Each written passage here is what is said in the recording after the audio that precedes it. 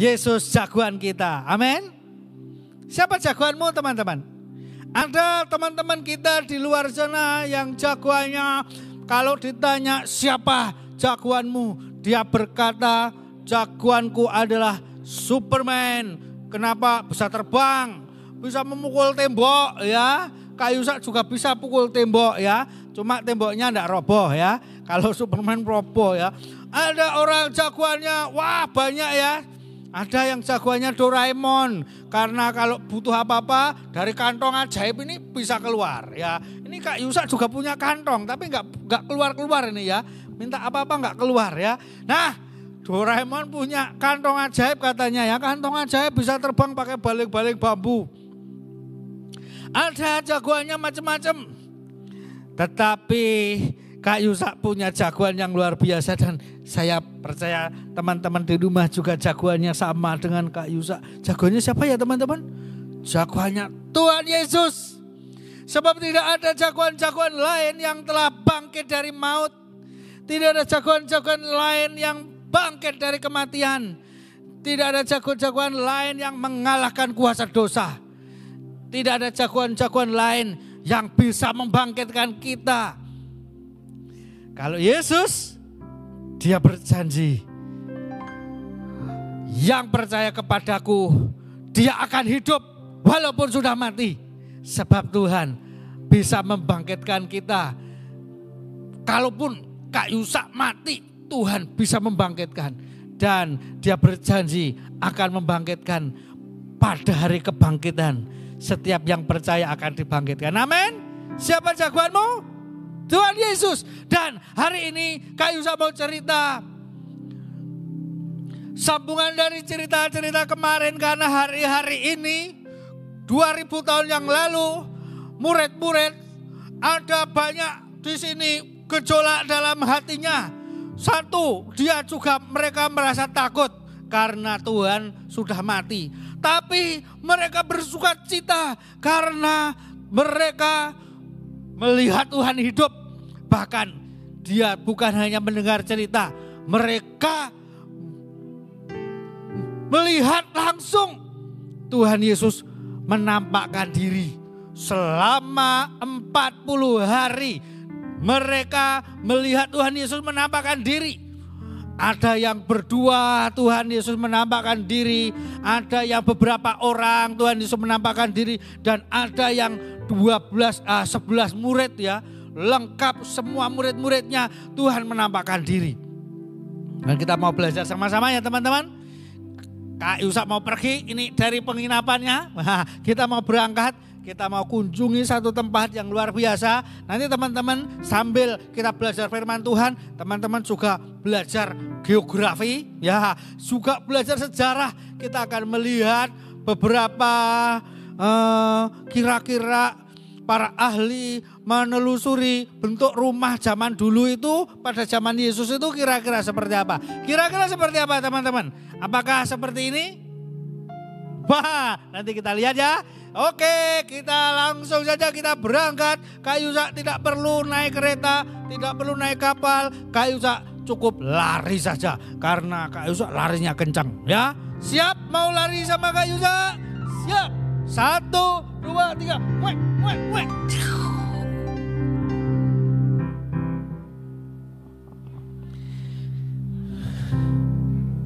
Ya, inilah teman-teman ya. Wait. Nabrak tembok. Ya. Soalnya tadi waktu pas di situ teman-teman ya, ternyata sekarang berubah ya.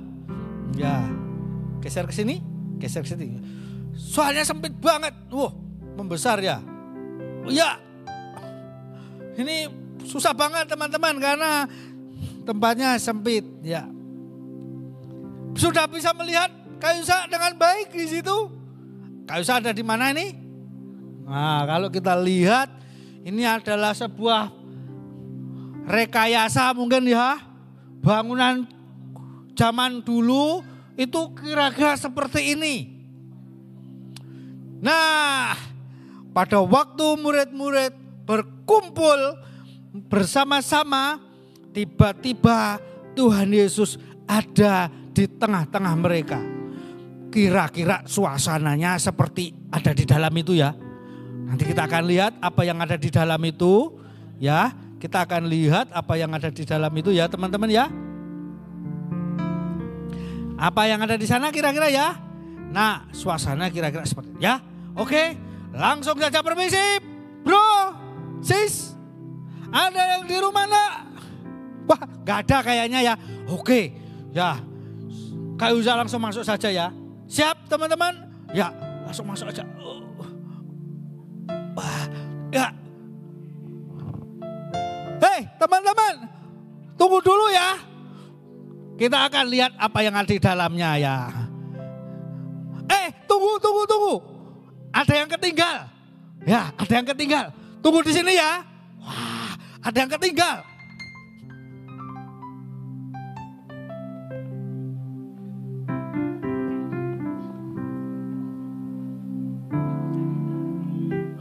Wah, ngepot ya teman-teman. Yang ketinggalan apa? Alkitab. Nah, kita akan mau cerita tentang Alkitab. Cerita Alkitab ya. Masa Alkitabnya ketinggal ya. Nah kita mau masuk ya teman-teman ya. Oke. Ya masuk ya. Permisi.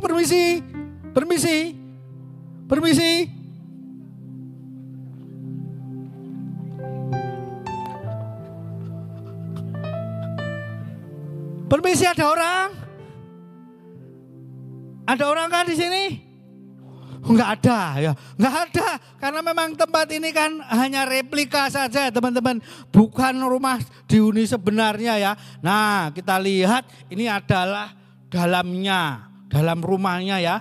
Enggak terlalu luas kayaknya. Dan ini adalah kalau kita lihat di sini ada banyak peralatan-peralatan untuk mungkin pertanian ya. Ada cangkul, ada macam-macam ya.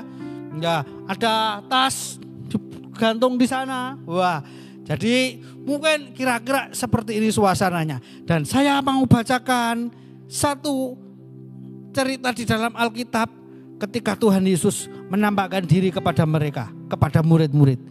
Lukas pasal yang ke-24. Ayat 36. Saya bacakan ya teman-teman, nanti kita akan baca pelan-pelan ya. Dan sementara mereka bercakap-cakap tentang hal-hal itu. Jadi murid-murid sedang bercakap-cakap tentang bagaimana Tuhan Yesus sudah menampakkan diri ke beberapa orang di antara mereka. Yesus tiba-tiba berdiri di tengah-tengah mereka dan berkata kepada mereka, wah luar biasa ya, kalau ada orang datang itu harusnya kan nggak bisa dari tengah ya, mesti dari pinggir. Misalnya ini di sini berduduk melingkar ya, tiba-tiba nongol di tengah di sini, wah itu pasti sesuatu yang luar biasa. Nggak mungkin ya, harusnya kan dari pinggir jalan bilang permisi aku mau tengah, mau di tengah situ mau berdiri. Wah tapi Tuhan Yesus tiba-tiba berdiri di tengah-tengah. Wah mungkin suasananya lagi begini. Hei teman-teman ya, kita sedang terkejut ini, sedang takut. Karena Tuhan Yesus katanya menampakkan diri tiba-tiba di tengah. Tueng, kaget gak teman-teman? Kalau tiba-tiba ada makhluk di depanmu kira-kira kaget gak? Kaget banget. Jangankan makhluk ya, tikus lewat aja kita lompat-lompat ya. Ini adalah Tuhan Yesus. Ada berdiri di depan, di tengah-tengah mereka. Wah mereka pasti kaget. Mungkin reaksi mereka mundur begini. Kaget, apa ini? Lalu mereka memperhatikan, apa ini? Wah ternyata menurut penglihatan mereka Tuhan Yesus. Tapi masa Tuhan Yesus ada di tengah-tengah mereka? Dan yang luar biasa, ini yang dikatakan Tuhan Yesus. Tuhan Yesus tidak mau ngaketi murid-muridnya. Yang dikatakan Tuhan Yesus berkata, damai sejahtera bagi kamu. Wah luar biasa. Tuhan Yesus kalau hadir dia selalu membawa damai sejahtera.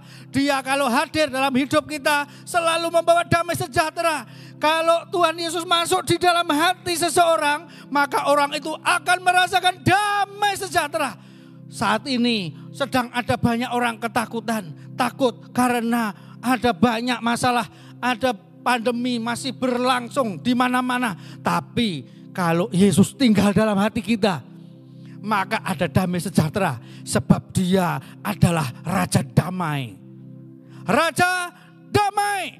Dia berkata, Tuhan ini berkata, damai sejahtera bagimu. Bagi siapa teman-teman?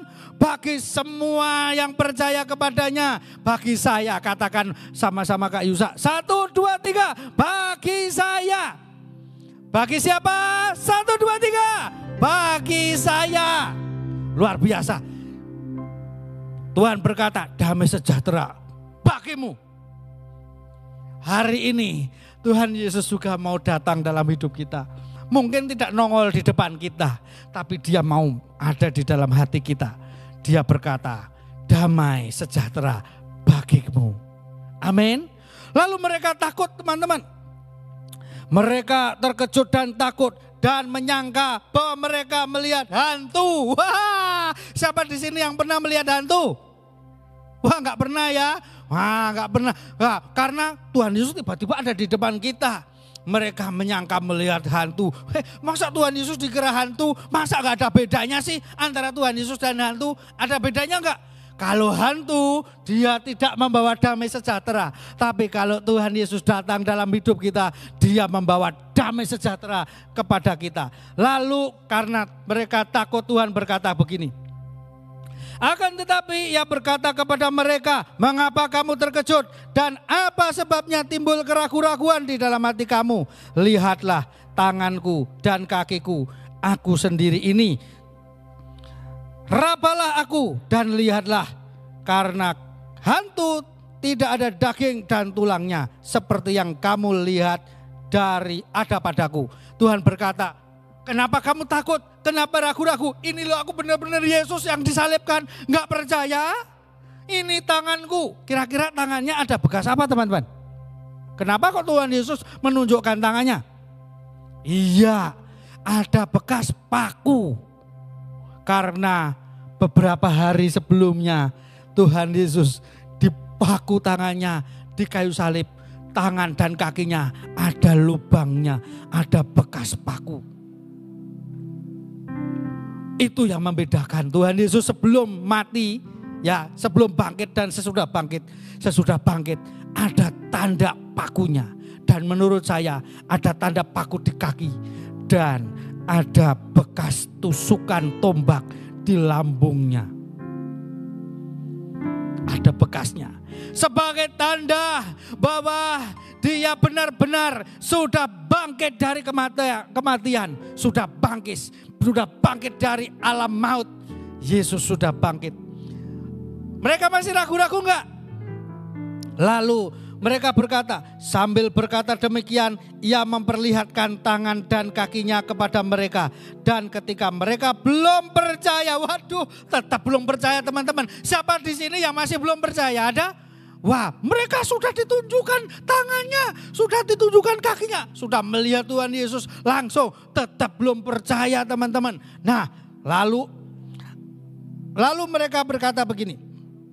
Dan ketika mereka belum percaya karena girangnya dan masih heran, berkatalah ia kepada mereka, ada kepadamu makanan di sini? Lalu mereka memberikan kepadanya sepotong ikan goreng. Ya, siapa yang suka ikan goreng? Rupanya Tuhan Yesus juga suka ikan goreng ya. Wah, luar biasa, sepotong ikan goreng diberikan kepada Tuhan Yesus. Mungkin kira-kira duduknya di sana nih ya, melingkar gini. Lalu Tuhan Yesus dikasih ikan goreng di tengah-tengahnya ya. Lalu apa yang terjadi teman-teman? Ya, sepotongnya, dan ia mengambilnya dan memakannya di depan mata mereka. Mereka lihat Tuhan Yesus makan. Kalau hantu gak doyan ikan goreng teman-teman ya. Gak ada hantu doyannya kembang sama menyan ya. Kalau Tuhan Yesus makanannya ikan goreng. Wah, jadi mereka percaya akhirnya teman-teman. Nah, lalu apa yang Tuhan makan, yang Tuhan perlihatkan, yang Tuhan katakan? Ia berkata kepada mereka, inilah perkataanku yang telah kukatakan kepadamu ketika aku masih bersama-sama dengan kamu, yakni bahwa harus digenapi yang ada tertulis tentang aku dalam kitab Taurat Musa dan kitab nabi-nabi dan kitab Mazmur.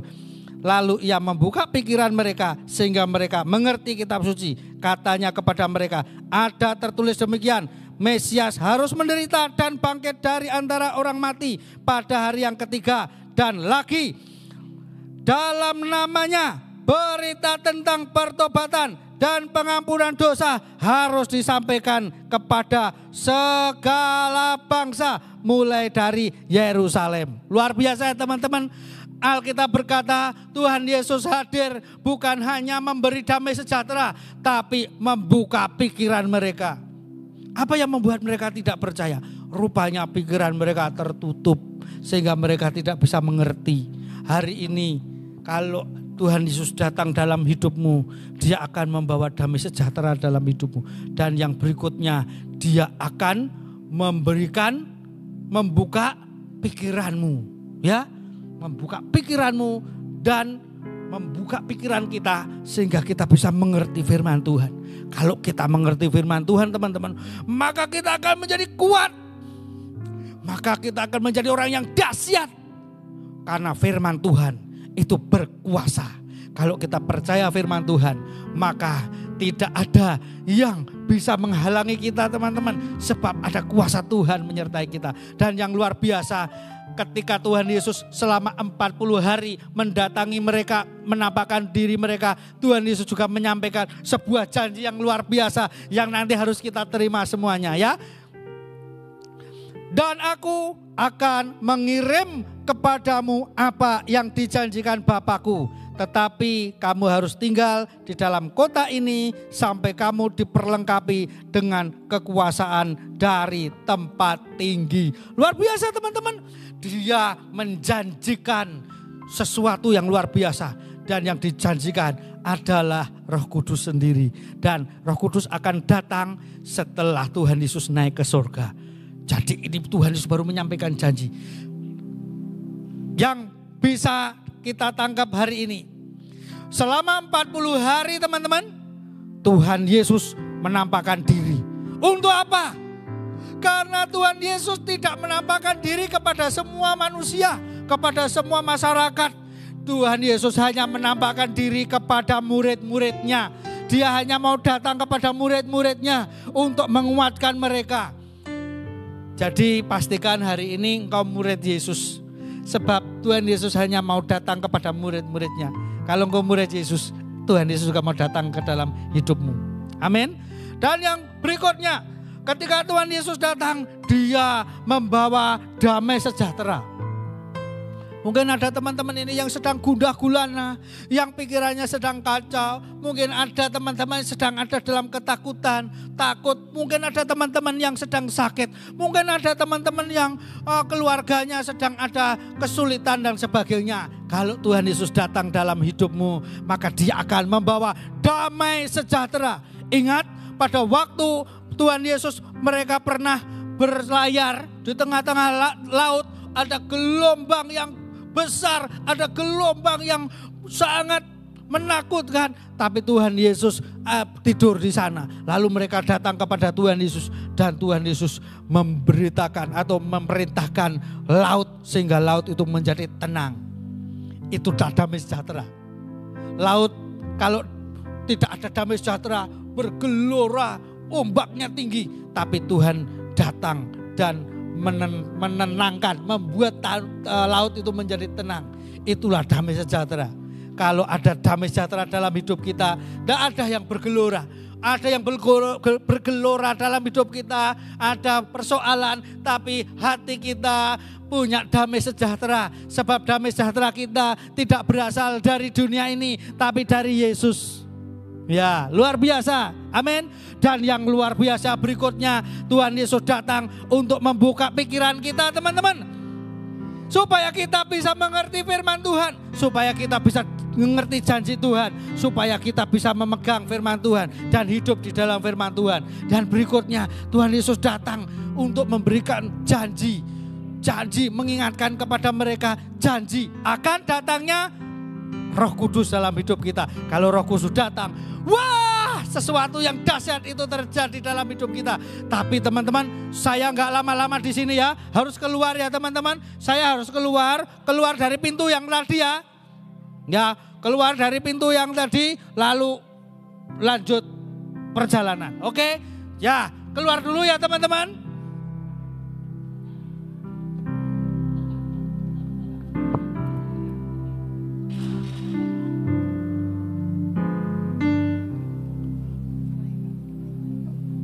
Wah, di sini udaranya lebih segar ya teman-teman. Karena apa? Terbuka ya luarnya. Udah ya, saya mau pamit dulu ya. Oke, murid-murid Tuhan Yesus, Petrus dan sebagainya, tak tinggal dulu ya. Terima kasih sudah meminjamkan rumahnya untuk kita belajar firman Tuhan. Saya mau pergi ya teman-teman. Kita mau ke padang yang berumput hijau. Oke? Ya.